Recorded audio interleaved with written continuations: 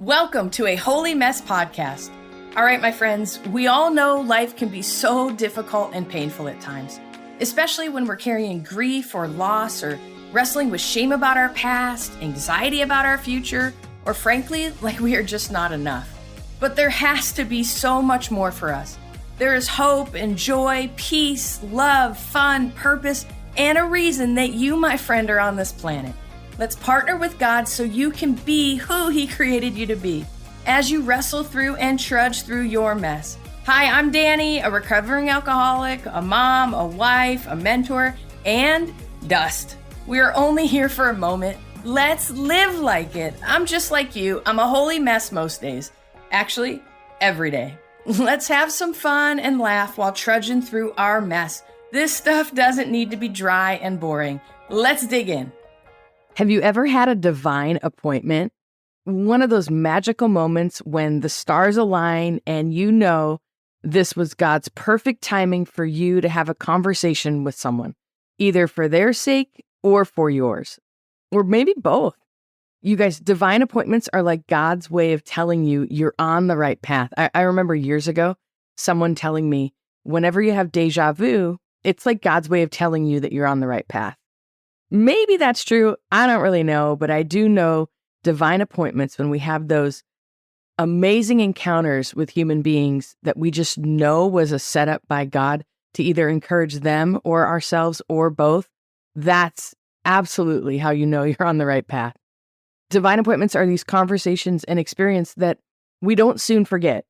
Well, you guys, today I had one of those divine appointments with myself. I know it sounds crazy, but let me tell you the story. So years ago, and for some amazing reason, I still literally remember the day. I had been battling kind of a season of depression for a bit, and I was just struggling in life. I felt like there was just a ton going on, and I just really wondered if I was ever going to get through this season. And it wasn't really just typical normal daily struggles, but it was kind of the struggles that makes it hard to get out of bed struggles, okay? Like if you've ever been there. It was hard for me to even find my to-do list, let alone get through it. It was just a gloomy, gloomy season. And someone had inspired me to go to Trader Joe's and buy myself some flowers. And I actually have a dear friend who you've actually heard on this podcast, Erica. Erica actually has bought herself flowers every week since she was 20 years old, just as a way of self-care and brightening her day. Flowers bless her. And what a thought, what a concept to be able to do something like that. So that inspires me. So someone had inspired me to go to Trader Joe's and buy myself flowers. And I remember being in the checkout line next to the cards. You guys, if you've ever been to Trader Joe's and you don't have a Trader Joe's where you live, I'm really sorry. But Trader Joe's is this amazing grocery store it's just amazing. And they have great quality products and it's really reasonably priced. And right next to the checkout stand, they have this whole beautiful card stand and the cards are $1. They're just amazing. Okay. Or at least they used to be $1. I think they're still $1. I don't know. Anyways, I was standing next to the card stand and I remembered, and I picked out a card and I bought myself a card actually that day. And I remember going out into the parking lot and I remember sitting in my car and writing myself a note in this card. I remember putting the flowers on the table with the card next to it. And it was a card I would have chosen for my dearest friend who was struggling, and I just wanted to encourage her. I really felt like I was prompted by God to do this because I would have never thought to do this on my own, okay? So it's crazy to think back now, but only in the last few years have I really truly become my own best friend. And I know for some of you who are struggling and really struggling with yourself and don't necessarily like yourself or love yourself, it's hard for you to even grasp being your own best friend. But that's my hope, is that as you're on this inner healing journey, that you can really begin to make peace with yourself so that you can choose yourself as a friend. You guys, I had this realization a while back, like the only person who's with me from birth until death do us part is literally me. Nothing else is guaranteed. No one else is guaranteed in my life but me. And I feel like God has really given each of us ourselves to steward first. And yes, we've done things and have hard situations and different things that just really bug us about ourselves. But the quicker and sooner that we can begin to make peace with ourselves, oh my gosh, life just opens up, okay? Now, it doesn't mean I love everything about myself, but honestly, it's not like I love everything about my best friends either. I mean, there's things that even in my dearest friends that drive me cuckoo. They drive me nuts. My husband, who I love and adore, the man drives me crazy. I don't love everything about Gary. I love Gary, but there are some things that just drive me batty. So why would I expect to love every aspect of myself? Now I'm growing into appreciation and gratitude and care, right? Anyways, I just was my enemy for so long. I hated myself. I hated how sensitive I was. I hated my history. I hated my biology. I hated how I reacted so much to things instead of responded calmly, right? I just hated so much about myself. I even hated that I hated things about myself. Like, it's crazy, okay? And you guys, I still battle my shitty committee. You guys know in my head, I can still be much harsher with myself than I can with anyone else. But I have come leaps and bounds from where I was. And you guys, just to remind you, it's all about progress, not perfection, right?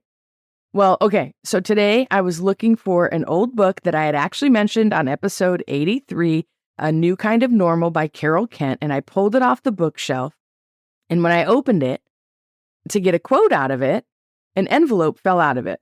Well, I thought nothing of it, and I went on with recording my podcast and going on with my day. And at the end of my day, I always tidy up my office because the next day I hit the ground running, right? So I was just cleaning up a little bit and I was putting the book back on the bookshelf and I was going to just put the envelope back inside of it because I always use random things as bookmarks. It's just kind of one of my quirks, right? I use whatever is lying around, scraps of paper, pens, cards that have been written to me, Post-it notes, you name it, and I've probably used it as a bookmark, okay?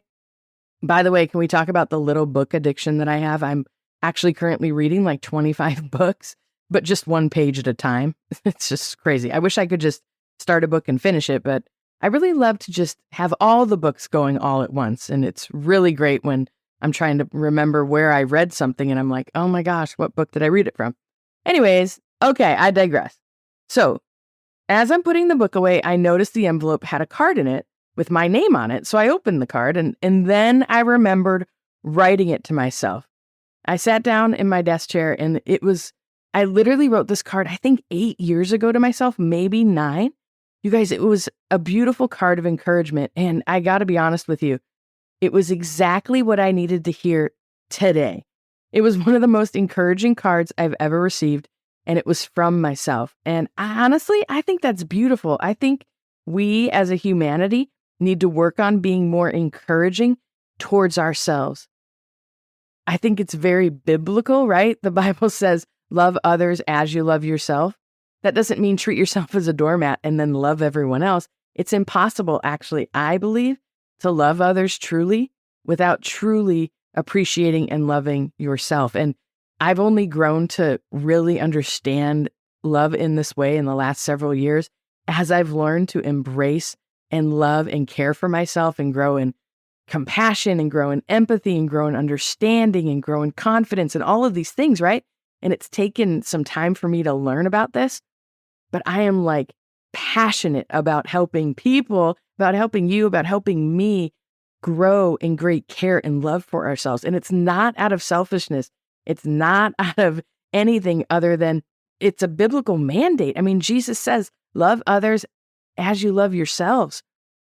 I think he's like nudging us along, like learn to love yourself, guys, so that you can actually love others and you can actually pour out from a place that's filled up within you. Okay, so I want to read a couple of lines that was in this card because it so spoke to my heart. A couple of the lines said, simplify and boundaries. Your life is not over. You are not alone. You are truly known and you are loved. Life, it really wasn't working before. It is starting to now. Keep going, Dani. You are surrounded by a great support system. Reach out if you need it. Don't sit in anxiety, despair, or sadness alone. And the line that hit me the hardest, you guys, was I said to myself, be thankful for all the divine appointments you keep having. You guys, like I said, when I wrote this card to myself, I was in a really dark season. Yet looking back now, all this time later, It was such a rich time. I remember having divine appointment after divine appointment, talking with people and having these rich conversations about their struggles in life, about my struggles in life. It was just very meaningful. It was a very meaningful time to me. And those conversations and encounters were like holding me through and guiding me during that rocky season. It was like these divine appointments were my companion. They were like holding my hand, so I knew that I wasn't alone and I knew that I was on the right path. And honestly, that season is really what planted this whole idea about the feel better journey and walking alongside people who knew deep in their bones that there was more for them in this life. I wanted to tie together all the pieces of recovery and Jesus and psychology and all the feel better modalities, healing modalities that I could hold, that I had encountered, and hold people's hands in their own inner healing journey spiritually and emotionally and relationally. I just was so blessed today finding this card, you guys. And as I read it, I realized most of what I said, I would still say to myself today. Things like, God has a plan for you. You are loved, cared about, cared for, and worth something. You decide your reputation now. You are not alone in this. And my friend, I would say that to you too. You are not alone. I don't know what specifically you're potentially going through, but I just want you to know there are people, there are support systems, there are human beings on this planet that need you, that need your life experience, that need your wisdom, that need your presence, and you need you. And I just want to encourage you to keep going no matter what. And I wanted to encourage you guys. I know it sounds cheesy, but if you live in California or anywhere else, go to the grocery store. If you're in California, go to Trader Joe's, because let's support Trader Joe's, okay? But buy yourself a card, buy yourself some flowers, and write yourself an encouraging card. Just say a kind word to yourself. And who knows, maybe in 8 or 9 years, you'll find that card in a random book sometime, and it'll encourage you so much with how far you have come. I just was so encouraged. I just had to pause real quick before I head in the house and tell you guys what happened today as I was recording that other podcast and that card fell out of that book. I still recommend that book, A New Kind of Normal by Carol Kent. I think you guys would all enjoy it. I'll put a link to that book in my show notes. But just a reminder, if you haven't listened to episode 83 yet, Carol Kent wrote a book about coming to terms with the reality of her situation and how do you find all the hope and all the peace and all the purpose when you're stuck in a reality that you would have never chosen. And I know it's really hard when you're in the thick of it or when you're going through hard times to think about, oh my gosh, finding joy, hope, peace, and purpose in these situations. So please hear me, grieve, walk through it, but just hold on to the hope that as you gain this life experience, you have no choice but to walk through it, but we get to choose how we walk through it. But through the life experience and getting more comfortable in your skin and making peace with your past and peace with situations that have happened to you or situations that you find yourself in, I think there's power in that. I think that's where true confidence comes through. All right, if you are looking for deep, rich connection and community and kind of putting the pieces of your life together, no matter how successful you are, we all have these things, these places where we're stuck. If you're on this journey and you're like, man, I want to become good friends with myself, that is what the Feel Better Journey 6-week group coaching program is all about. This is what we're doing. We're trying to make friends with ourselves. We're trying to make peace with our past and finding ways to accept and to build a really bright and hope-filled future and actually getting excited about our future selves. And so that's what the program's about. If you want to jump in the next round, we're going to open the doors pretty soon here, but go ahead and jump on the wait list so you can learn about it first. The link will be in the show notes if you're interested. All right, go to the grocery store, buy yourself a card, buy yourself some flowers, write something nice in the card, even if it's 3 words, right? Like just write yourself a card. It's incredible the power that it could have for you. It might seem cheesy. Cheesy's good. I love cheese. All right, let me say a quick prayer for you guys. Lord, thank you for my friends. God, I thank you for what you're doing Lord, and I don't know specifically what they're going through today, but Lord, would you hold them close? Father, would you help us all to love ourselves as you love us? And as we try to love others, God, would you thank you for the reminder that to love others well, we actually have to make peace and love ourselves, God. Would you help us to do that, Lord? Thank you so much for your great love and grace and mercy. Bless my friend in Jesus' name. Amen. Hello, my friend. If this episode blessed you, made you laugh, or triggered you, hey, that's growth. Please do me a favor and share this with a friend. And if you feel led, please leave a written review for the show. That really helps us out. Don't forget you are in good company if you're feeling more broken than you'd like to admit. And you are more loved than you can ever imagine. Have a great week. See you next time.